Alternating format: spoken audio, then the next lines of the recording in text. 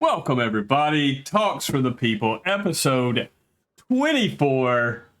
On this week's episode, things might get a little brutal as we discuss what we think each other's personal hell would be. What would our personal hell be? We're also going to be discussing what we would consider or what we have experienced as chill bump moments in our life, or what you think may be one. We discussed whether or not we would be married if our wives knew everything about us that they know now, if they knew that back then. And then we're also going to get a little nerdy on this episode as we discuss which Harry Potter house we belong to and which Game of Thrones house we would belong to. And we'll see what other nerdy stuff comes up. How you guys doing today? Solid. It's a great day. And it's getting warmer, which I love, which other people don't like. Yeah, it's getting hot and I don't like it.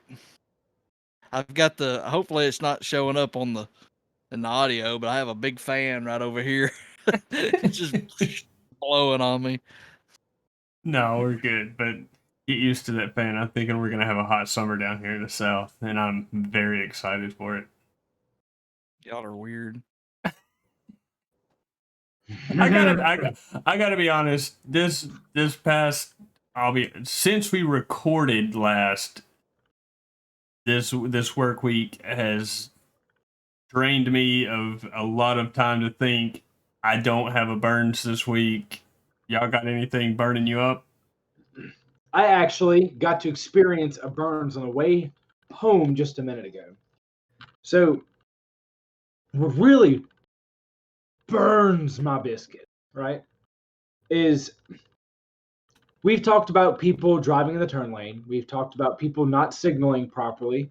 Standard things. I absolutely hate when someone stops and they stop and they can't go anywhere yet because there's traffic on the other side. And right before they turn, they put their signal on. It does not benefit anyone to wait. I mean, the people coming this way don't know you're turning because you have nothing on. The people behind you don't know you're stopping because you don't put your freaking signal on. But you was going to wait. You were just going to sit there, completely stop, wait about 10 cars to pass by, and then be like, all right, I'm ready to turn, flick. What? What? That eats me alive. That happened to me twice on the way home. And I you know what? If I was filthy rich, I probably would have hit the gas and just slammed into him. I've had those thoughts. I've had those thoughts that I wish I had one of those brush bars like on the front of big Jeeps or cop cars that I could just run people the fuck over and not damage my car. It's so agitating, dude. I've thought about it. Especially in the fast lane, the left lane, and people are doing 15 miles and under. Like, I just want to get behind them and push them faster. Right? Yeah. No. Yeah, I'm putting a brush guard on and I'm just hitting the gas. Sorry you missed your turn. But yeah, so that's all I got. But it really ate me alive today when that happened. I was like, you've got to be kidding me. You've got to be kidding me. Well, I guess what's burning my biscuits this week is people that tote a coat or wear a coat to work and then tote it to the car when they leave. You can't be a little cool for 2 hours. I don't get that. Listen here, you are soloing me out with this one. No, I'm not. You look at me. Plant. You look at me every day with my hoodie tossed over my shoulder, leaving work. And what's worse is I just don't want to be cold walking because I work inside the office all day. But I'll say this. Cody. I think that I might have one step above Alan because I will wear a hoodie in the morning, but I have 2 jackets, a zip up and a hoodie that stay at work. They don't leave. So I'll come to work in the morning and be cool for like the 2-minute walk from my car to my desk. But as soon as I get there, I'll put my hoodie on, I wear it for about 2 hours, and then I'll take it off and I'll walk out normal just like I walked in. Madness. All right, look, today me and Steven go to get lunch. And we get in the car, and it's just happened every week, and I haven't said anything. And then today I finally said something. We get in the car, we start heading down the road, and I was like, are you Amish? He's like, huh? So are you Amish? No, why? I said, you won't run your damn air conditioner. Every time we go, I have to roll the window down because he won't turn his air conditioner on. You know what? It's brutal in there. You are not the only one. So I will get in the car, buckle my seatbelt, put it in drive, and get about 10 feet from the driveway. My wife's like, are you finna burn us out? Or are you gonna turn the air on? She's like, you need to have the air. You need to, the first thing you need to do is turn the car on and turn the air on. You don't even need to close your door yet. You don't need to buckle your seatbelt, roll down the windows, adjust your mirror. You don't touch none of that trash until the air is on. She can't stand it when I do it. But and it's not that I forget or not that I don't care. I don't think about it. I sit in the car and I'm comfortable because my body hasn't said anything to me about the heat yet. So it's just like, okay. No, well. look, I'm with you, Cody. Look. Cody, I'm with you. Look, as soon as I get to my car in the afternoon, I crank it up and I turn the air condition to 69, giggity, and then I put the fan speed on 3. Giggity. Yeah. Well, so that being said, I have one small excuse. And it's probably just habit. But my first car, I had the down 70 unit. Windows down, going 70. That's the only air I had in it. Right? So I had that car for like 3 years. And out of those 3 years, never had air. So it was always just reflex to get in there and know I'm finna sweat my ball sack off. Because I know there's no way I'm getting cool air. Like, especially during the summer. If I had to go through downtown Auburn and try to just every stoplight, I'm drenched before I get to the next stoplight. It was bad, but I'm so used to it now that I get in my car now. I'm like, okay, well, I just hop in and it's comfortable. So it's just I'm not used to it, so I don't. It's not That's comfortable. crap because I had the exact same thing for 2 summers, and now that I have a car that the air works in, I run that damn thing into the ground. It's wide open from the time I get in it to the time I get out of it. Yes. Poor Josh riding with me. He's got his coat on over there like this. Sure. I'm like, suck it up, Buttercup. I'm not turning it down. You have to keep in mind, I'm also Cajun. So heat and humidity doesn't ever bother me. So hold on. Is that Help why? you in the wing challenge. Is that why? Is that why Josh gives you those favors on the way home to keep his hands warm? You give him the old hand warmers? Okay. Well, that's all right. He's not here to defend himself. We'll quit picking, even though we know he doesn't care and he'd play right into it. We'll quit picking on people that aren't here. Now that should be a topic down the road. Is crappy vehicles we've had in the past. I've got one that I set on fire and didn't even realize it until it was too late. So yeah, we can definitely talk about that. I have a great one. It'll fall right in there with Steven's car he was talking about. I've got a good story that ties into another whole part of my life. Yeah, we can do that one. That's a good one. We'll look for that next week so I don't forget this story. You know what? Hold on real quick. We're gonna go ahead and add it to next week's show notes. There we go. Well, I'll tell you what. Go ahead.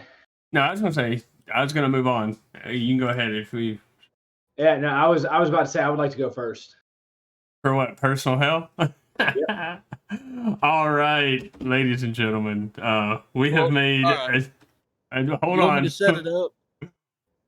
We've made a gentleman's agreement that nobody's gonna get pussy hurt during this next segment, and that we will all remain friends. So I don't know what Cody's got up his sleeve, but I'm gonna turn it over to Cody.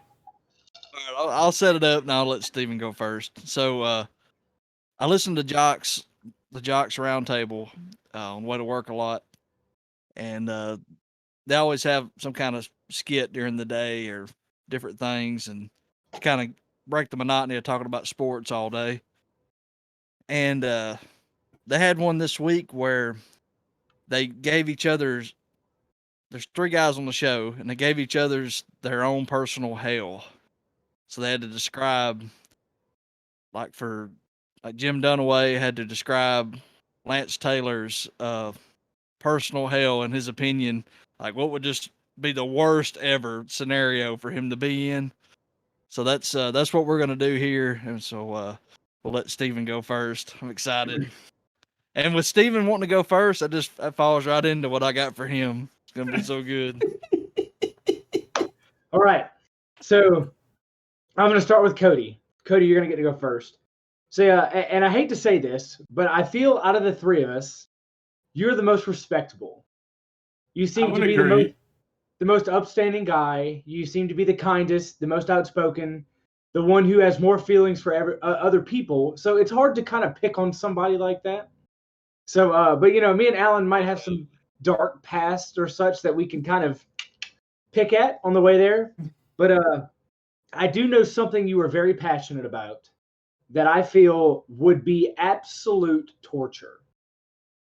And this right here is based off the knowledge that you have the Boy Meets World scenario where you married your high school sweetheart. So this torture, this personal hell would be you have to watch your best friend on a repeat one track take your wife out on a first date over and over and over again. But it is the first date in high school. So you know everything you know now. You've lived everything you live now, but you have to watch the potential of somebody else stealing that away from you on a first date because she technically doesn't know you yet, but you know y'all's future, and you don't know if it's going to happen now because if this first date takes her away from you. I feel that is a personal hell to sit there and watch, like anxious, just what's gonna happen? Don't kiss him. You're just watching it, like you can't do it. But you have to watch that over and over and over again, and you never know the outcome. So you relive it, just like does something come in? It's almost like the Christmas Carol where the ghosts take you along and you're like, I gotta know, did something happen for you? Have to watch it over and over again. That to me is it would be your personal hell, the thing that just for the rest of eternity just eats you like Gilbert Grape. And for Alan, oh man, so I feel after all of the hard times we give Alan about Axl Rose and Guns N' Roses, it's only appropriate to include something of that nature. But it's not as cliche as we've been about, hey, you have to sit in front row of a Guns N' Roses concert for the rest of your life. You wake up one morning and you find yourself, hey, and, but you're watching from third person along like Cody, and the person that you are married to is your best friend, aka someone you really can't stand, and I'm not going to use any names.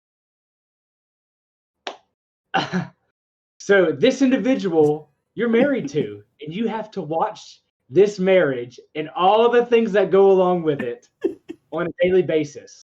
But thankfully, y'all have a chauffeur. You have no money, but you have a chauffeur, and this chauffeur is Axl Rose. And everywhere he drives you, you have to listen to him replay their music everywhere you go.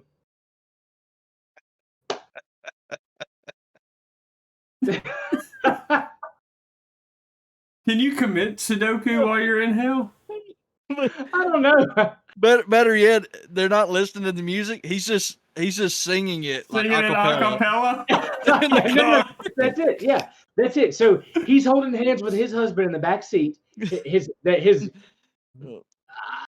He has so many different words for this individual. It's so bad. But this individual, this guy that he speaks of, anytime he walks by him, he would be more than happy to empty the gas tank on a car running over him. He's not fond of him at all. I mean, he would fill the tank up with gas and go forward and backward until he ran out of gas. But I can see it now. Alan sitting in the back seat, holding his hand. You've got eyes of the bluest skies. Oh. Just doing Guns N' Roses songs. I'll give you this. Okay. I'll give you this. Just then, you sounded about as good as he does without his backing tracks. Ayo. But that's the worst. That's the best I can come up with. That would definitely be hell, and I would do almost anything to get out of that. Anything. All right, All Cody. right, Alan, go ahead. You want me to go ahead? Yeah, I'll go last. Mine are nicer, but mine aren't as cruel, but I think they would affect y'all in just as bad ways. So we're going to go with Steven first, and we're going to hit him where it hurts. Starting immediately, no more Disney anything. It all exists. You can see it. Disney does not go away. You are just forbidden from watching any Disney movie, going to any Disney theme park. All your friends and family can go see it. Your wife, daughter, family can all go to Disney World. There's like an invisible barrier. You trying to walk in, and you just, bam, you cannot get in. Movie theaters, you try to put a DVD in the DVD player, other people in the room can see the movie. All you can see is a black screen. You hear no audio, like no Disney for you ever again. In any form. You can't even hold a Lilo and Stitch plushie. No Disney whatsoever. I tell you, I'd find a loophole. If I can't have it, no one can. I'm blowing the place up. And I mean, the personal hell comes from like I said, Disney doesn't go away. Everybody else can still enjoy it. The only version of Disney you can see is like other people at Disney having fun. Yeah, so it's literally like a ghost, and every time I turn around, I don't see anything. I'm like, oh. And for Cody, like I said, mine's not as cruel, but I think it'll hit just as hard. Every year for the Iron Bowl, for the rest of eternity, you have to sit in the Alabama student section, decked head to toe in Alabama gear. You have to 100% be like, you couldn't help it. It's like it just happens. You are cheering for against your will, but you can't. It's like somebody's put a hex on you. You're cheering for Alabama every touchdown. At the end of the game, every year that Alabama wins the game, you have to sing Rammer Jammer against Auburn. And we're going to add a halftime show, and the most brutal deathcore act plays every year, and you have to enjoy it. Like, you have to be front row when all the fans rush to be in front of the stage for the halftime show for the most brutal deathcore metal you've ever heard in your life. Like, we're talking Suicide Silence is playing the halftime show, and you're up there in the very front. I mean, I would like to add one thing. He has to end every sentence with RTR. yeah. I'm going to the fridge to get a beer. Roll down tap. Hey, baby, you want to call my mom tonight? Roll down tap. That is You brutal. want macaroni for dinner? Roll down tap. You know what would be better though is if you made me do everything you said about the Alabama fan part. I'm dressed up. I'm cheering against my will, but make me obnoxious and put me in the Auburn student section. Dressed, That would be. dressed in You're Alabama right. stuff. Okay, you're right. That's better. So They're all over your there they're over there so- singing War Eagle Fly, and I'm over here going, roll tide, baby, roll tide, let's go, baby. and everybody around you hates you, and you want to tell them, like, you can't use the words that I'm under a spell or anything. Like, they all just think you're an obnoxious fan, and everybody, all of your co-fans hate your guts. And they're like, I mean, I'm the fan that you just despise to see at a ball game. Like, I'm spilling beer on people and everything. Yeah, that would be awful. That sounds like an Impractical Joker's punishment right there. Yeah. Yeah, it's like you're in his ears, like, now say roll tide. All right, now when he glares at you, stare back and say, roll damn tide. If this podcast ever blows up and we can get those credentials, we're doing it.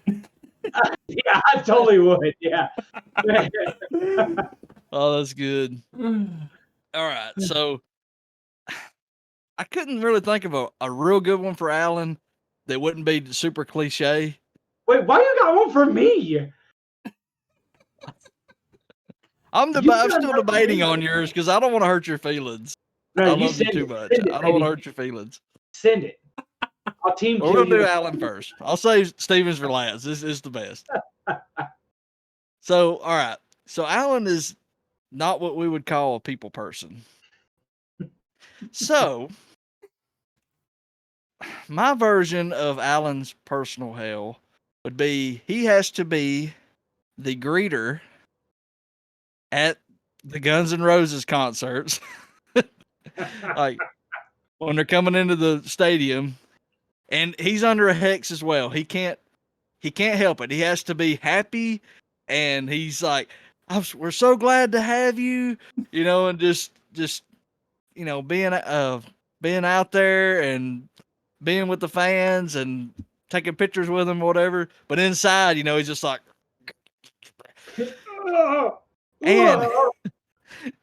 and every single meal he has to eat is Chick-fil-A. Oh God, no. They're on concert days.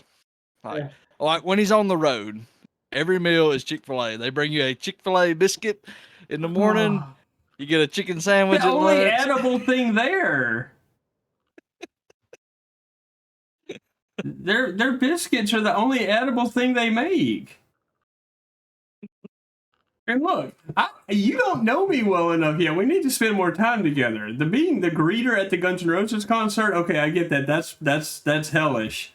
I'm very much a people person, annoyingly so. I will get to like general admission concerts at like Iron City or other venues similar to that. Or like if this concert we're going to on May 2nd was still general admission and not socially distanced, then I'd be talking to fucking everybody. Like I will talk to a tree if I thought it would talk back to me. I don't know, Alan. I think you're kind of missing the little concept here at the fact that every person that walks by you talks about how Axl Rose the best thing they ever did, and you can't say nothing because you're the greeter. No, there's a big They're difference. gonna be like, "Oh my god, I'm so excited for this concert! I've been waiting my whole life." And you really want to be like, "He's fucking trash. He's the best guy ever." No, I Trash. get it. This guy I is get it. forky at its best. I can be a people person and still find people fucking annoying. I mean, Yeah. I mean, having to deal with the hardcore Guns N' Roses fans, you're right. That part is a definite personal hell. I mean, but I'm definitely a people person, but I can still hate people very much so, as evidenced by Steven's hell for me. And we gotta lay off that bit though, because we're getting dangerously close to like people figuring stuff out, and I want to keep this podcast up, so we gotta be careful. What you got for Steven? I want to hear this one, and I hope I don't lose a friend by laughing too hard at it. I want to see how far you go. This is gonna go from a personal hell to a roast. Okay. So we've all we've all talked about Steven while he's not there, and we've all decided that he is he's a little bit narcissistic, a little braggadocious. So, and we love him for it. We love you, Steven. So, with that being the case,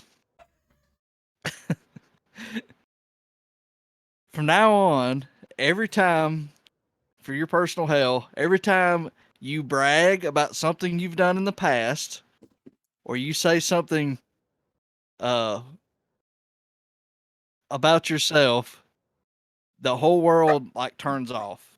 Like like we could be talking, and as soon as you say like, when I was 12, I won the soccer championship in Lafayette County, the whole world just turns off, and nobody looks at you. Everybody's doing their own thing, and you just feel so lonely. Like no one will listen. No one will comment. No one's looking at me. And that's every time you do it. So you basically have to be humble, like overly humble, the rest of your life. So what makes that a personal hell is that I would get to the point of realizing how bad it is, because I don't realize how bad it is. See, now I feel bad because No, that's fine. I'm sitting here thinking about it. I'm like, well, I know, like when I talk with people, I try and compare competitive stories. Like, oh, you did this? Oh, cool. That something similar or something like that. But I don't. Apparently, since it's noticeable and it's talked about, You're gonna make Cody feel bad. I do it more frequently than I realize. So, I mean, would I only have like 2 hours a day because I spend too much time talking about myself? Or is that like, okay, well, typical 24-hour day is like 20 hours because 4 hours of it you spent doing yourself. But outside of that, so it would be interesting. It would be interesting to see. 4 hours a day? It would be interesting to see how frequent it turns off because of how frequent it happens. That would be the hell part for me is like, oh no, because right now I'm like, whatever. But as soon as something like that happens, and I'm sitting there like,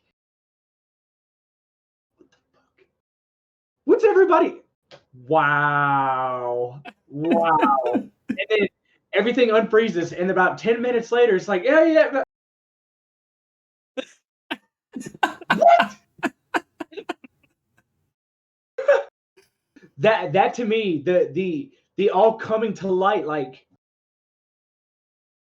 you realizing that's really happening is probably what would mess me up. Like, look, I actually have one flaw in Cody's personal hell for you. What's that? Cody can't get out of being an Alabama fan in my personal hell for him. I can't get out of being the greeter at a Guns N' Roses concert. But I can stop being narcissistic. You could learn. It would be like bad behavior training. You would be able to get out. You would learn how to not talk about yourself.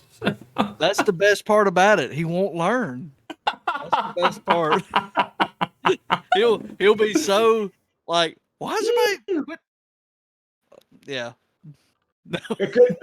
Would it be one of those things where I don't even realize why it's happening? It just starts freezing, and I'm like, "What the fuck?" And nobody knows. Like, what the fuck's wrong with everybody?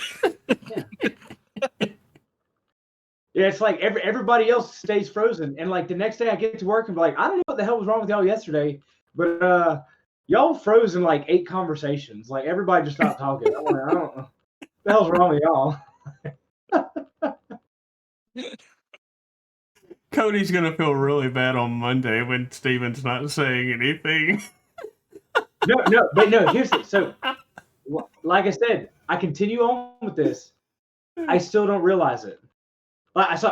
You said it, and I'm trying to go through the things in my head. Like, what is it that of course, we have our fun that we pick on and do things like that. But outside of that, my brain's turning. I'm like, what have I done? But hey, you know what? Hey, I need y'all to do me a favor because people shouldn't be like that. Like people shouldn't be like that, right? Anytime it happens, I need one of y'all to speak up and say pause moment. Y'all can. I am giving 100% permission to make this a real life thing. Pause moment. You say pause moment, and I realize. All right. Okay. Got it. Here's the thing, though. Here's the thing. I want you to be aware that I had no clue what he was going to say, but I can admit also that I know I'm a bit narcissistic, and what also just confirmed this is I think I also try to one up you because I don't notice it 60-70% of the time if it's as much as what he's saying. So now I'm curious too. I want to Yeah, no, I 100% permission. No, I'm not saying I don't notice it. That's one of your character traits. I know I've got mine. But I wouldn't go to say you're as far. I wouldn't go as far as say you're a one-upper. You're just you enjoy talking about yourself. Ooh, Steven, you are frozen. With a pretty funny look on your face too. That's a great place to pause. Okay. You're talking about me. Yeah, you're back. Okay, Oh. no, y'all are back. Okay. Yeah. I'm gonna need the help from y'all. So as friends, as we just discussed, we promised a friendship. Yeah, as friends, I see you shaking your head, Cody. As friends, you need to step up and change that. Steven, if it was that bad, we would, but it's not. We love you just the way you are. See, look at this guy backtracking. It makes it funny to. He's been over there drinking Miller's. He don't even realize he's backtracking. He's drinking that sissy beer, backtracking now. Boy, if that's sissy beer, I don't know. Yours is like a damn toddler cup. Well, I did have it in a nipple cup when I was a kid.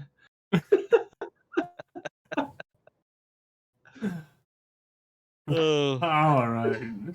On a serious note, before we go on, I am very curious. I'm curious because I'm not gonna let this go. This is his personality trait too. I'm not going to. Part of it. I need to know. I need to know. So you're gonna have to hit me with pause moments. You're gonna have to be like, yo, pause moment. That's all I need to hear. That way I can at least pick up on them and identify them as I continue on with my narcissistic life. So I don't know if we want to tell on ourselves or not, but I feel like y'all really missed out on some good things y'all could have got me on, and y'all probably all feel the same way about yourselves on stuff. I'm surprised neither one of y'all took music away from me completely. Because, like, if my dad was to do this for me, it would be bad. Because my dad already gets me on being, I care too much about what people think. So my dad will intentionally say something to me like, that woman's looking at you. And I'm like, and 2 hours later, I'm still worried about it. I'm like, well, they said what? What? I could have gone. I thought about going meaner to you. I was gonna say you can never play your guitars again.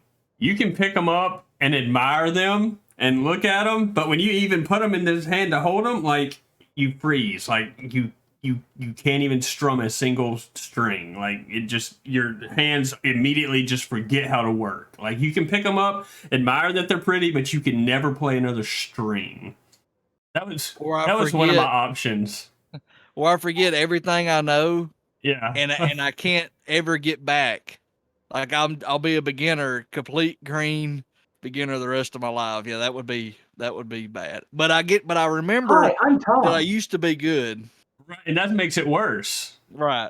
Yeah. Or not good, but I mean, I used to could play, and now I can't even make a chord. Yeah, that would be bad. Be so depressing. Okay, so let's throw this in here real quick. if you had to choose between one or the other, you take in being an Alabama fan at every single Iron Bowl for eternity, or not playing a guitar ever again? Oh, I'll be an Alabama fan. I can't. No, that would absolutely kill me if I couldn't play guitar. That would be horrible. I was thinking about it, and I would like to add one thing to yours. Whose? Cody's. Okay. The ghost of Devilish Past that follows you around during this continuous loop of tragedy is a person you know that has told you a story about belittling people. You know what I'm talking about? Do what now? The person Oh. that's your ghost is the person that's your ghost is a person that you have talked to me before, and he is a person that told you a story about belittling people. Is this a real person? Yes. Look in the give me a second. Look in the chat. Yep. Oh. you you have to sit there and watch it while he just sits there and talks like, yeah, okay, yeah, and then this and then that. That oh god, that I feel that. God. Okay, that was it. Or even better, he's the one that takes my wife on the date. Oh. The first date. That would be horrible. Yeah. Okay, we're getting into inside stuff now that our fans aren't going to know. Our fans, the people who endure this podcast every week, aren't even going to know what the hell we're talking about. But let's go ahead and move on, because this one intrigued me. I know what mine is for sure. I think I've discussed it with y'all before, but let's see. What are some of your, I just labeled it as chill bump moments. You brought this up, Steven, so you can go first. But So I actually brought it up because you were talking with somebody the other day at work. I think it was a driver. Well, it's probably going to be the one that I bring up, so. Okay, yeah. So, but you were talking about it with a driver, and you were explaining it's like, yo, when that moment happened, it gave me chills. So, and for the viewers, if there's something that y'all have done in your life that just was such an incredible moment, it gave you chills, hey, drop it in the comments. We want to know what it is. Maybe we would like to go experience it. Where you're standing outside the Grand Canyon, just looking in awe, whatever it is, comment. But for me, especially being a big LSU fan, and being an LSU fan for the most part, raised in Auburn, Alabama, I didn't get to go as many home games as that LSU had, but I will never, ever, ever forget my first night game at Death Valley. Almost like any other football game during the day, right? And most of LSU's football games start at 6:45, and especially during the earlier months, it doesn't get dark until 8:30, 9 o'clock, or 8:30 at the latest. Anyhow, so I go to the game, and when I get there, it's daytime still. Everything is fine, and halftime hits, and of course, Death Valley LSU Stadium is known to be legendary at night. Like, just you do not want to play football there at night unless you're Alabama, but whatever. They have no problem with that, apparently. But anyways, but I will never forget my first moment there, because watching the game, it was a great game, but halftime hit, I went to go get a snack, and I went to sit down to get ready for the second half.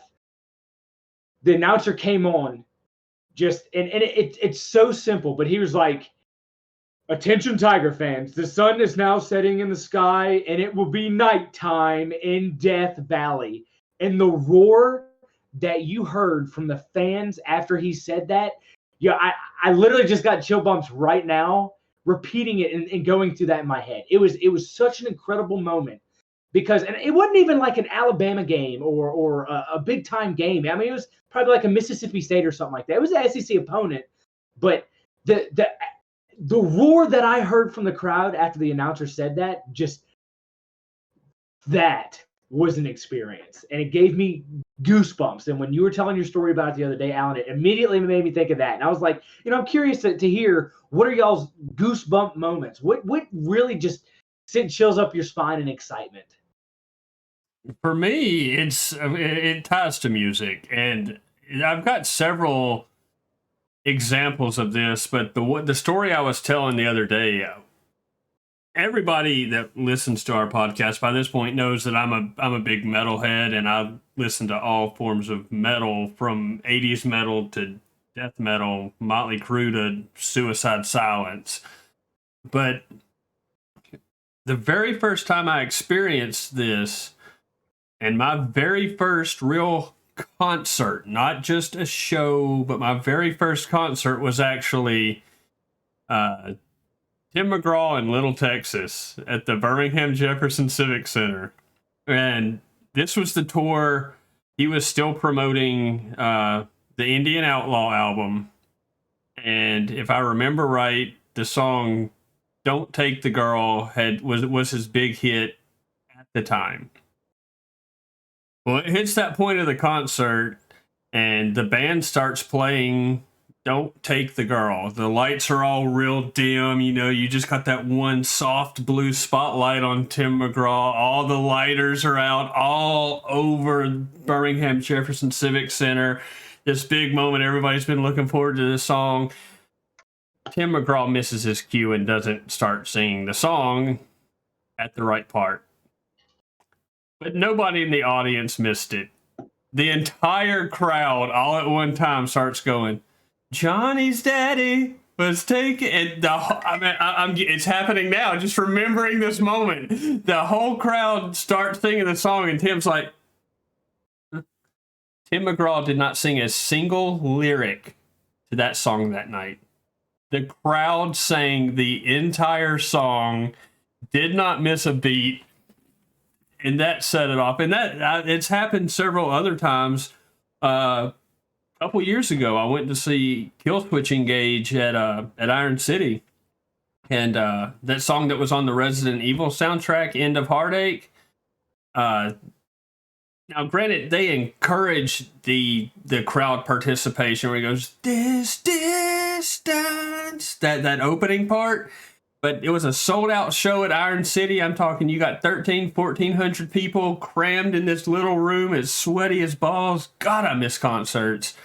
But I mean, I've got video footage of it. Like, I might find a way to put like 4 seconds of it in here just so we can hear it. But you hear the whole crowd singing. The lead singer's got the microphone over the crowd. You can hear everybody sing. Whenever the crowd takes over, Korn at Woodstock '99, when Jonathan Davis walks on the stage. I think I've shown both of y'all this clip. You can look it up on YouTube. Search Korn Blind Woodstock '99. When Jonathan Davis does that, "Are you ready?" And then you see 100,000 people just jumping up and down as far as the eye can see, and it looks like water, and you just know it's people. Just live audience moments always just give me chill bumps. I love crowd participation, and just knowing that there's that many people just feeling the music all at the same time. That's what gets me. Alan, do you feel like anytime you're at a concert and they let the fans sing the whole song, do you feel like they should play the song again afterward, where you actually hear them sing it? Not when it was an organic moment like that Tim McGraw night. No, I think after experiencing that organically, I think his performance would have been underwhelming. I honestly do. Compared to what just happened, no, I would not want him to go back and sing the song again. And honestly, I would almost bet that at that point, he probably felt more than the fans did going to see him. The fact that he had so many people that loved his music so much that we don't care if he's singing it. We hear it in front of him, and we'll sing it for him. I don't know, maybe that might not have been the vibe, but it just now from the sound it appears that was. I will tell you this. The other funny moment I have from that was I went to that concert with my mom And I think I'm horrible at figuring out how families work, but I think it was her niece, so my cousin. And all I remember is them fighting over the binocular so that they could stare at Tim.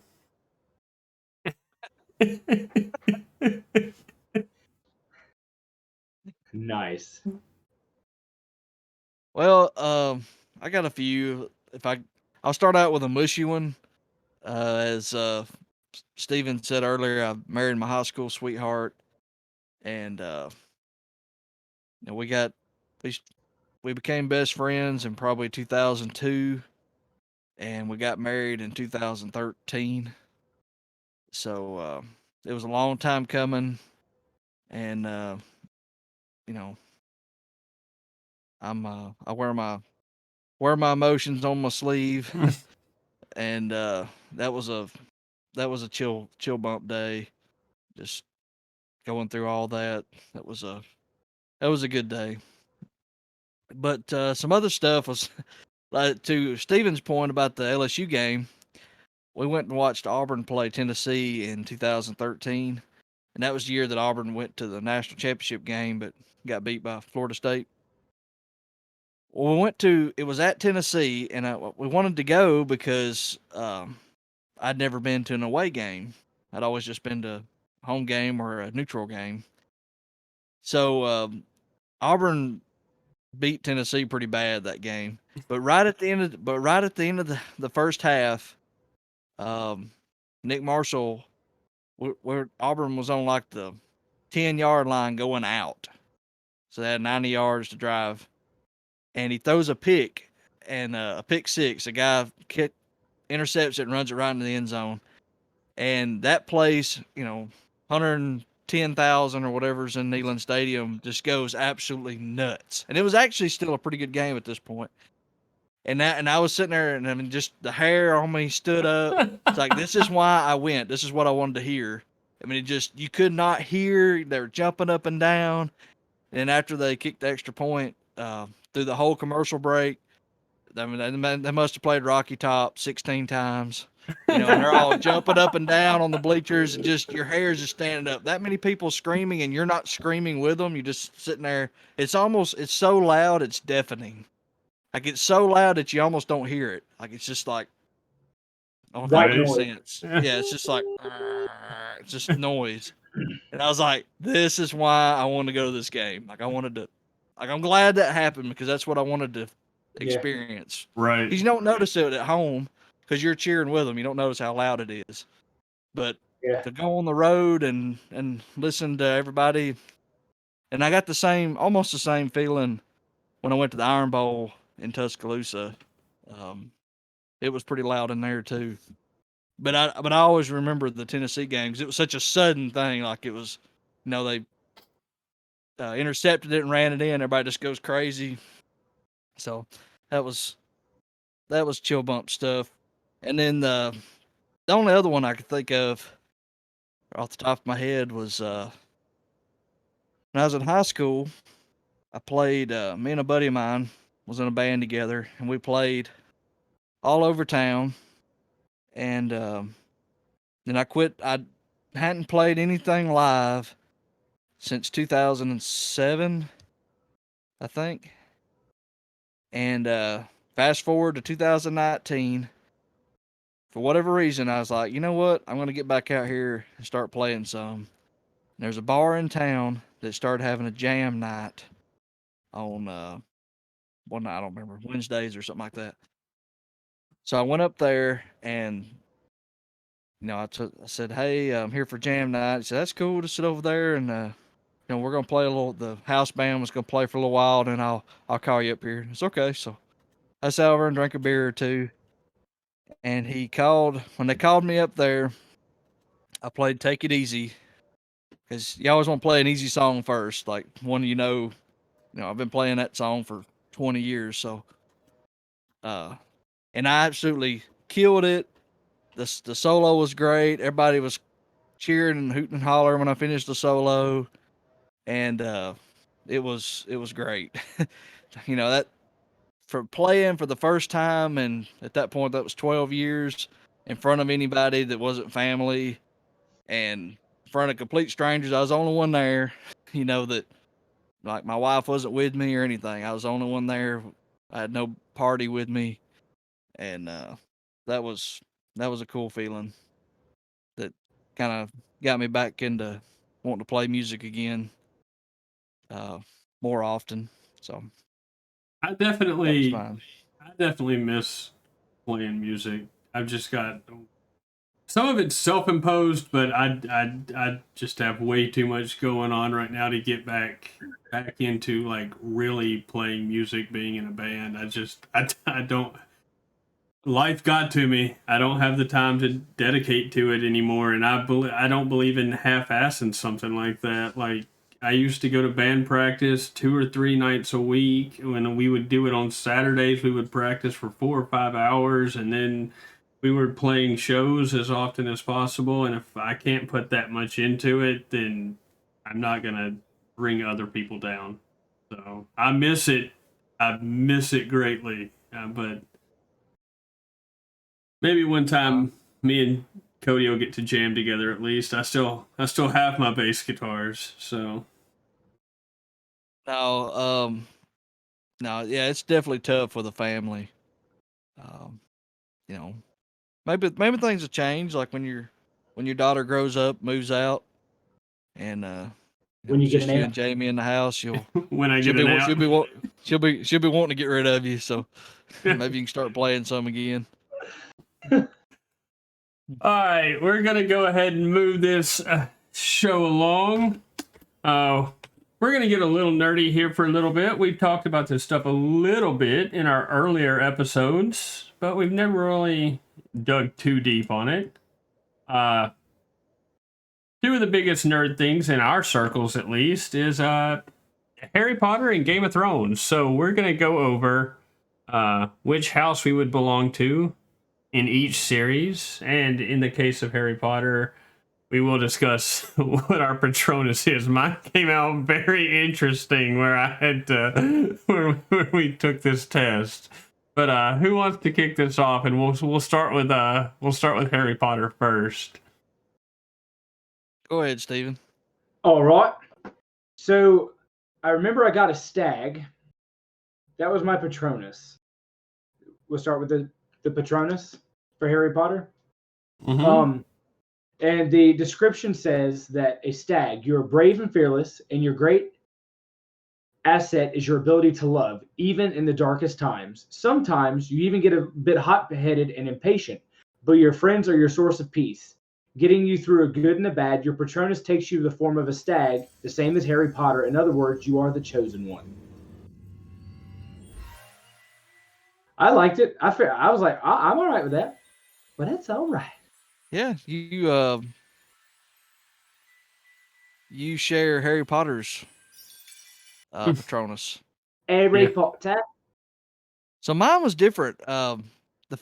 And it probably varies from site to site that you use. Because I remember the first time I did this, I got a tortoiseshell cat, which is interesting because I have a tortoiseshell cat at my parents' house, and so it was kind of funny that was my Patronus. It was almost like it was meant to be. But after I did this one, my Patronus now is the Saint Bernard dog. I think that's more fitting. I think you're a dog person. Absolutely. Accurate. And I don't remember the description it had, but I'm good with that. I like dogs. My my my Patronus was a heron, like the bird, not the fish in the Atlantic Ocean. Those long neck like seabirds, which I mean I guess fits me. I love the beach. I love being around water. So Was it a European swallow or an African swallow? A 5-ounce bird cannot carry a 5-pound coconut. I thought that was interesting that I got that. So we've discussed our Patronus. Which house do you belong to in the Harry Potter universe? So for me, despite of getting a stag as a Patronus, which matches Harry Potter, I do not get Gryffindor as my house. I'm a Hufflepuff. You would be. Do what? Said A you weenie? would be. So the description said, Hufflepuff, you belong in the house of Hufflepuff. You sure know your way around a good cookie recipe. Accurate. I love my cookies. Yum, yum, yum. And you're not afraid to make friends. You stand by your loved ones, and though you may be unassuming, it is unwise to get on your bad side. So here again, when I did it before, I was Gryffindor. But now, doing it on this one, I am a Hufflepuff as well. Whoop, whoop, Rock Aw. on, brother. We're in the We're same winning house. together. Us and I- Cedric Diggory. Now, once again, I wasn't smart enough or think far ahead enough to write down the description, but I think it surprises absolutely no one that even taking this quiz again, I belong in House Slytherin. I was gonna say, Cody, it's so funny that you got different ones because I think I've taken it 4 times and I got Hufflepuff all 4 times. So I am undoubtedly a weenie. There's no changing it. I'm officially Super Weenie Hut Junior over here. Got it. All 4 times. Every time I've taken this quiz, I've been a Slytherin. Okay, yeah. I don't know. Maybe things have changed. And now I'm a Hufflepuff. I don't know. Maybe I'm less brave as it was before. I don't know. But it's not wise to get on your bad side. Yeah, well, that's true. I do hold a grudge, unfortunately. For this next one, I actually do have the description because I'd forgotten to take it and I took it right before we went live. So I do have my description for the next one. But now we're gonna move on over to Game of Thrones and which house do y'all belong to? Alan, why don't you go first? Why don't I go first? Okay, because despite my personal preferences, this quiz has told me that I belong in House Lannister. Listen to the description.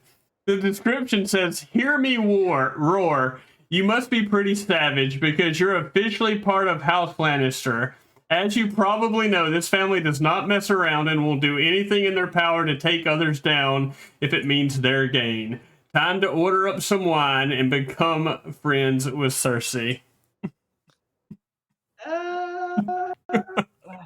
Well, I'd rather be friends with her than be her enemy. Yeah, Gosh. apparently I'm a very vindictive and angry person. So, why was I not surprised of all the houses? I thought you would get. And here's the thing.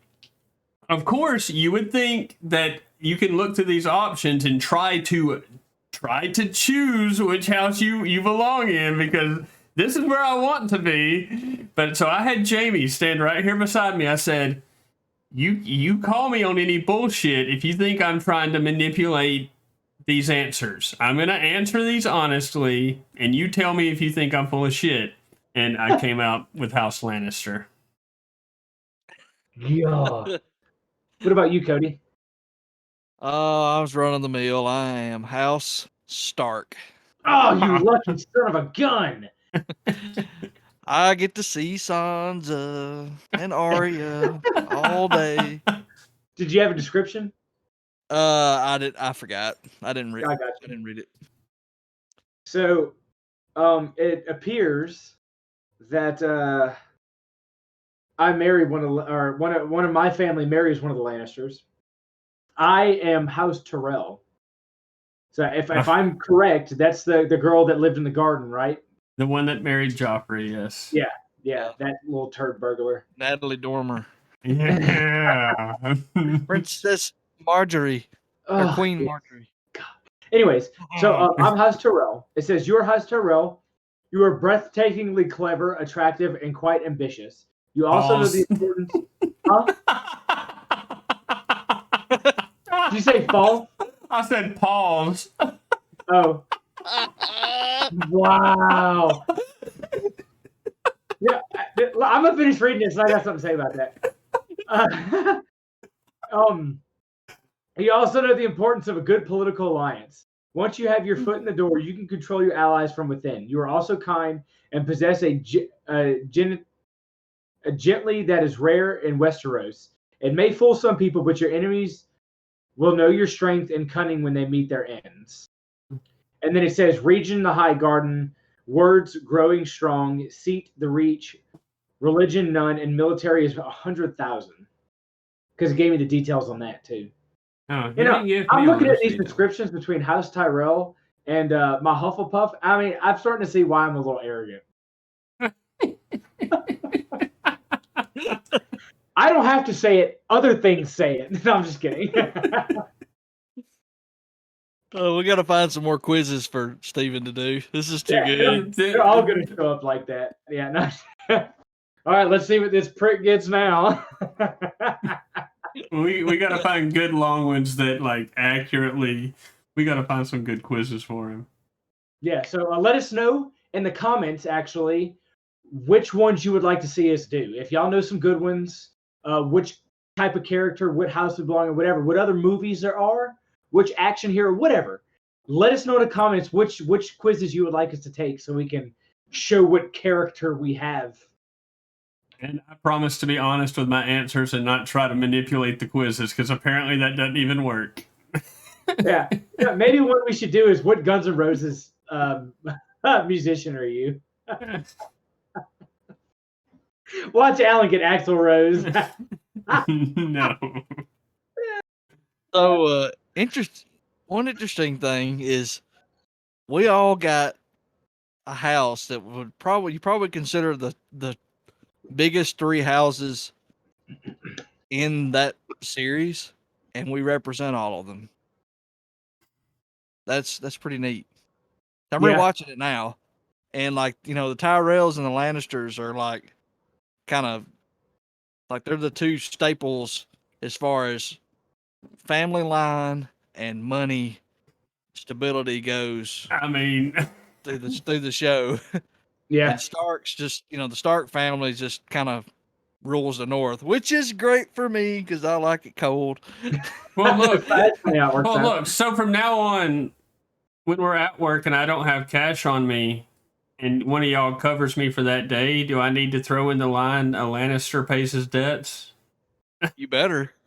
I would actually like it if you did that, and start bringing your tumbler or your shirt to work. Yeah, because I've got my shirt that says that. So I drink and I know things. Oh, that's awesome. all right, everybody. So wait a minute. Hang on. Okay, go ahead. If we wanted to join houses, who would y'all marry from the other house? Oh, do you even have to ask me? I mean, we linking up with the queen, baby. Daenerys all the way. Look, you have to get in line, man. Everybody's after her. I don't. She is worth the wait. Surprisingly enough, I would go with Sansa, and that is probably 50% attraction to political. The Starks should have been the ones at the end. Like the Starks were bad A. Like all of them ran the business. Like, dude, John and Ned, they killed it. I wish they would have been more incorporated towards the end, but I would do Sansa that way we keep our families intact because I like the Starks. Let's That's be careful not to to spoil anything. I've seen it all. No, I know. Just like I know my brother watches this and he hasn't got to watch the show yet, so I don't want to spoil the ending or anything like that. So. Sorry about that. No, you're good. I just trying to catch you before you said something. In case you said something. I don't know who I'd go with. Those Dorne girls were tough. Yeah, they were. But it's hot down there, though. Yeah. Hey, I tell you what, I'll take one for the team, and I'll take Alan's girl from the Wildlings, Ingrid. Oh. Well, see, and here's another thing without being I mean, her hair. And here's the other thing without diving without diving into spoilers, y'all will know what I mean. Linking up with House Targaryen would be political as well because they're going to be tough to stop with the family and the with nation. you on the know planet. the army that's backing them up. They're going to be hard to stop.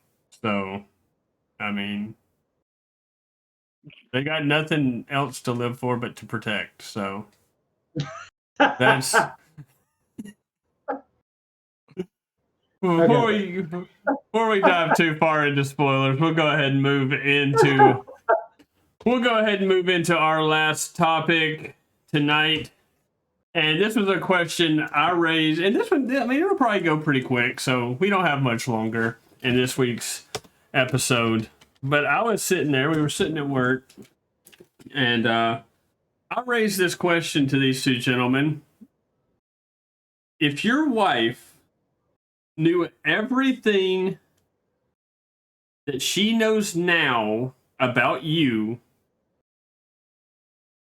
on the day that y'all like officially became a couple, would you be married to her? Would she have dated you or said yes to your proposal? Would y'all be married if she knew everything that day that she knows now about you? I feel like mine's easy because we've been together since we met. But So, have you done anything in the past? You said 2003? Like, how long y'all been together? 2002. 2002. So y'all been together. Y'all got me beat. Y'all 19 years? Okay, so she's got 19 years of knowledge on you. If she knew every bit of that when you met her, would y'all be together? I mean, I'm not saying you won't be together now. Y'all love each other and you've been together, but if she had every bit of knowledge that she has from these past 19 years, if she had that the day y'all met, would she have accepted your request for a date? I think so. I think she would. We've I don't know. Everything's been real smooth. It's been a smooth 19 years with outside of about a 4-month hiatus. What about you? So What about you, Steven? If your wife knew everything that she knows now on the day y'all first became a couple, would y'all be? Do you think y'all would be together?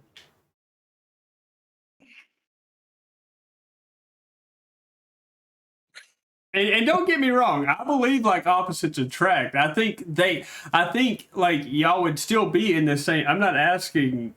You get what I'm asking. Like, would she have judged? Would she have judged you? And let me, before I answer, how would you ask that question to them to guarantee you get 100% honest answer? I don't have a clue. Because would y'all be curious to know what their answer would be? Without know what their answer would be. I asked my wife.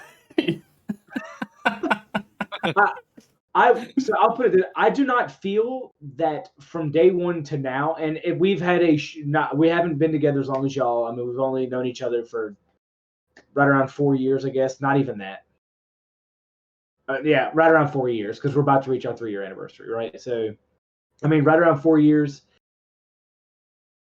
I do not feel that I have changed that much to have changed how she felt about me when we first met. I think we'd still be together.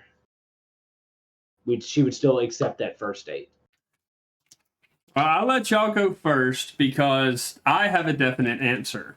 I asked my wife this question the other night. I told her this was going to be a talking point, and we've been together for 12 years. And she let me know that if she had all the knowledge, like instantly knew what I was going to be like for the next 12 years, she said no.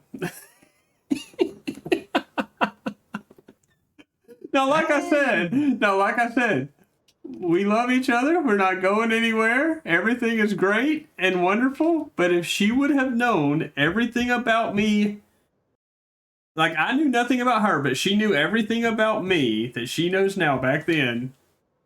She said no. So, and this might be you can totally turn this down. You don't have to answer this, but it's just one poke of a question. Do you have one singular topic in mind that do you think is pressing for that particular answer? What do you mean? Do you think there's one particular thing in her head that helps provide that answer? Yes. I think we're on the same page here, but Is it something we talked about this week? Ish. On the show? No. Like us talked about. Yeah. I don't think so. Okay. No. Yeah, I curiosity got me, and I had to ask right then. Mine has to do with baggage from. I mean, the gist of it is mine has to do with baggage from past relationships.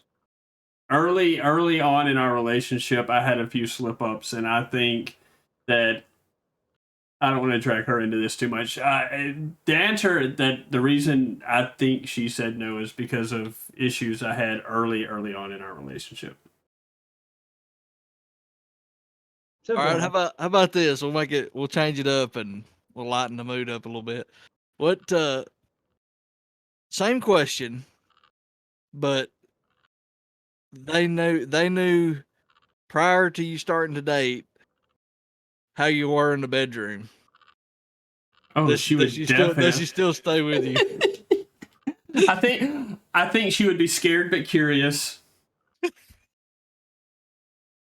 Why do I feel like I'm being dragged into a narcissistic answer?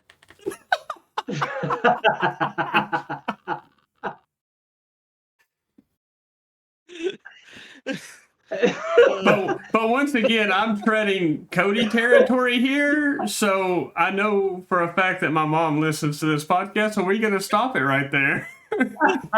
All right, well, I would say yes. Yeah, I think mine would too. What about you? My wife's gonna be watching this and go, no.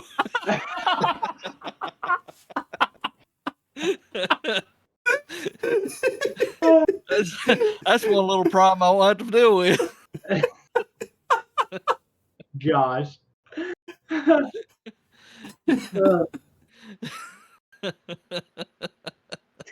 And there went the show. It just right off the cliff.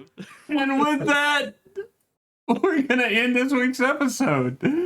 Look, hit us up in the comments. Let us know what house.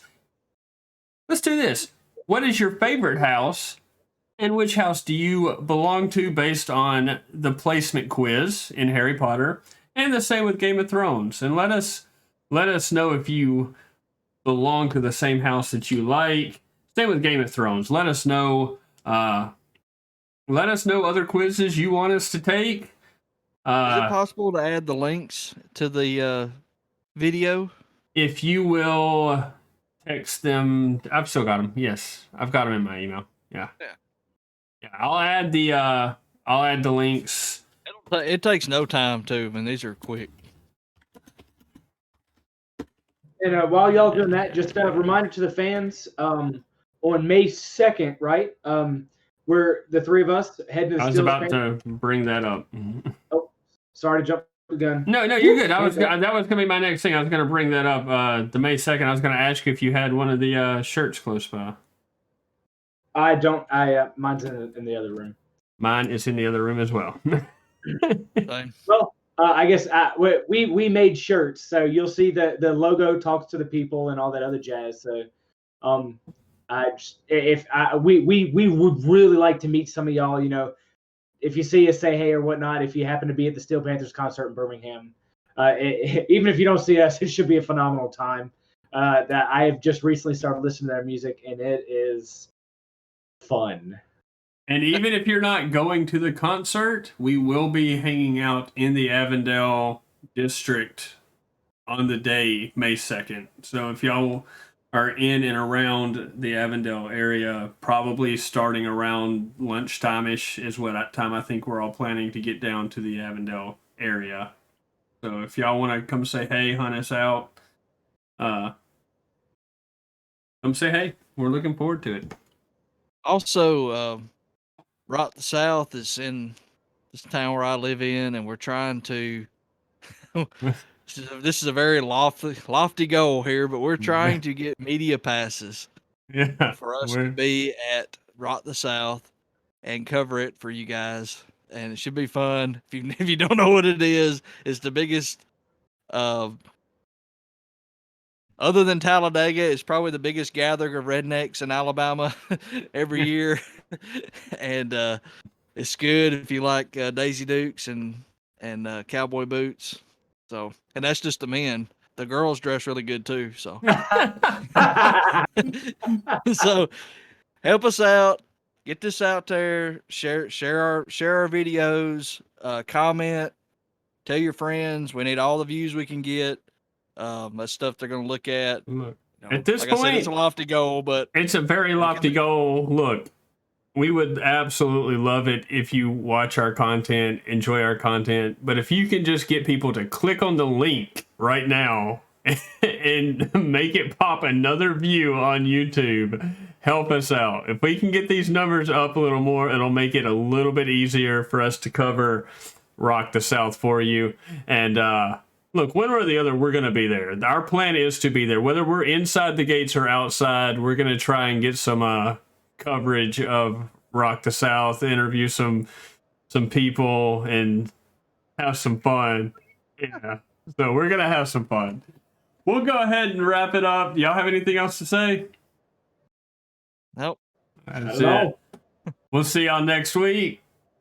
Everybody, peace out. Have a good one.